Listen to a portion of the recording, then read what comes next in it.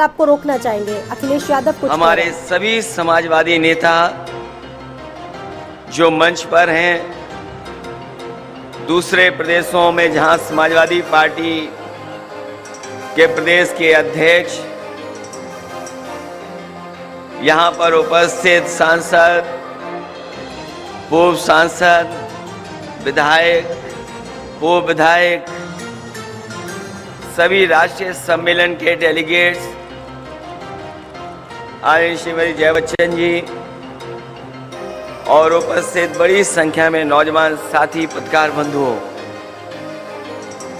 मैं सबसे पहले आप सबका बहुत बहुत धन्यवाद और आभार प्रकट करना चाहता हूं। और आज जो आप सबने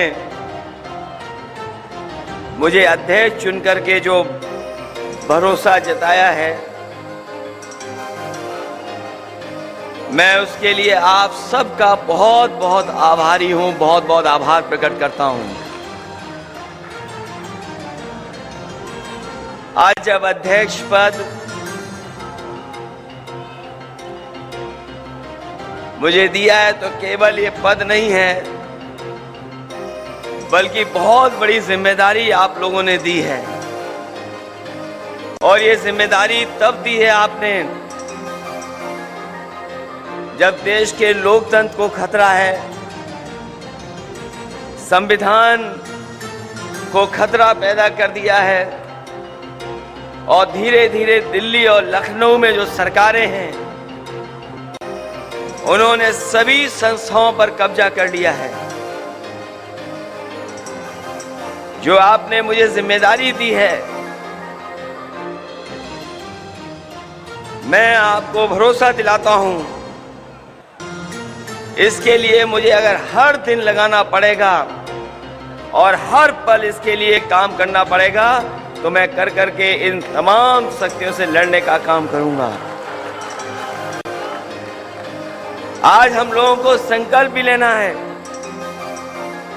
कि आने वाले 5 साल में हम समाजवादियों को नया इतिहास भी बनाने का काम करना है। मुझे याद है कि नेताजी हमेशा चाहते थे कि समाजवादी पार्टी राष्ट्रीय पार्टी बने। नेताजी और हम लोगों ने मिलकर के बहुत कोशिश की और प्रयास किया, लेकिन आज के दिन जब 5 साल आप मौका दे रहे हैं तो हम सबको मिलकर के ये संकल्प लेना चाहिए कि जब अगली बार हम लोग मिले तो समाजवादी पार्टी राष्ट्रीय पार्टी बन करके आए। मैं आपको बधाई देता हूं कि आपने सदस्यता कार्यक्रम बहुत जिम्मेदारी से चलाया है और इस सदस्यता कार्यक्रम के माध्यम से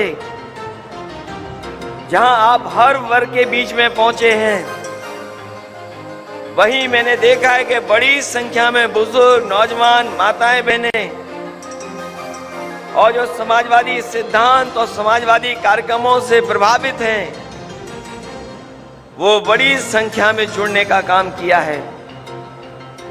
ये सदस्यता का कार्यक्रम जहां आज तक चला है, वहीं हम लोगों को ये भी जिम्मेदारी निभानी है कि आने वाले समय में अगर हमें और सदस्यता चलानी पड़ेगी तो सदस्यता चला करके ज्यादा से ज्यादा लोगों को समाजवादी विचारधारा से जोड़ने का काम करेंगे। हमें खुशी है इस बात की कि ऐसे लोग जो समाजवादी सिद्धांत और कार्यक्रम पर भरोसा रखते हैं, वो बड़े संख्या में समाजवादी पार्टी से जुड़े हैं। वो लोग भी आज समाजवादी पार्टी से जुड़ रहे हैं। जो बाबा साहब भीमराव अम्बेडकर जी का सपना था उनको पूरा करना चाहते हैं। जो शोषित, वंचित, पिछड़े, दलित, जिन्हें आजादी के बाद अधिकार और सम्मान नहीं मिला, वो भी आज समाजवादियों की तरफ देख रहे हैं। ये समाजवादियों की कोशिश होनी चाहिए कि बाबा साहब के सिद्धांत पे चलने वाले लोग और डॉक्टर राम मनोहर लोहिया जी के सिद्धांत पे चलने वाले लोगों को साथ जोड़ करके हम लोग संविधान और लोकतंत्र को बचाने का काम करें। आज जिन शक्तियों से हमें मुकाबला है, जिन शक्तियों से हम लोगों को संघर्ष करना है, वो लगातार झूठ का सहारा ले रहे हैं। केवल देश के नहीं, दुनिया के इतिहास में इतना झूठ बोलने वाला दल कोई नहीं रहा होगा जो आज दिल्ली की सत्ता में और उत्तर प्रदेश की सत्ता में पहुंच गया है। जिन लोगों ने इतिहास पढ़ा होगा, हिटलर के जमाने के बारे में जिन्होंने जानकारी होगी, वो जानते होंगे उनकी सरकार में एक प्रोपेगेंडा मिनिस्टर हुआ करता था। केवल एक प्रोपेगेंडा मिनिस्टर था। लेकिन इधर भारतीय जनता पार्टी का काम अगर हम देखेंगे और जिस तरह का प्रोपेगेंडा करते हैं, लगता तो ऐसा है कि पूरी की पूरी भारतीय जनता पार्टी झूठ का प्रोपेगेंडा के सहारे चल रही है। बहुत दिनों पहले मैंने एक फिल्म देखी थी, एक बहुत ही फिल्म बड़ी आई थी, जिसमें एक कलाकार झूठ बोल करके, लगातार झूठ बोल करके अपनी ऊंचाई तक पहुंच गया था। वो झूठ के सहारे ही तरक्की कर रहा था। जहां कहीं भी उसे आगे बढ़ना होता था, वो झूठ का सहारा लेकर के ही बढ़ता था। वो अपने लोगों से भी झूठ बोल भर करके झूठ की आदत डाल ली थी। एक बार उसके बेटे का जन्मदिन था। कई जन्मदिन पर झूठ बोल करके भी उनके जन्मदिन पर नहीं पहुंचा करता था। उस दिन जब बेटे ने आसमान की तरफ देखा तो तारा टूटते हुए उसने देखा, और उसे याद आया कि तारा टूटने के समय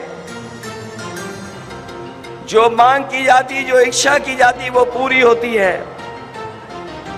जब उसने तारा टूटते हुए देखा तो यही इच्छा की उसने कि आज के बाद से हमारे पिताजी सच बोलें, सच के अलावा कुछ न बोलें। और वो इच्छा पूरी हो गई। उसका झूठ पकड़ा गया, झूठ ऐसा पकड़ा गया कि सब पोल खुल गई। इसलिए समाजवादी साथियों, आज नवरात्र है, नवरात्र के व्रत चल रहे हैं। बहुत से हमारे साथी हैं जिन्होंने व्रत रखा हुआ है। आज हम मां दुर्गा से यही मांग करें और यही मांगे, वो जो सत्ता में लोग हैं वो सच बोलने लगे। और याद रखना, जिस समय ये सच बोलेंगे, ये राजनीति की धरातल में पहुंच जाएंगे, इनको कोई पूछने वाला नहीं मिलेगा।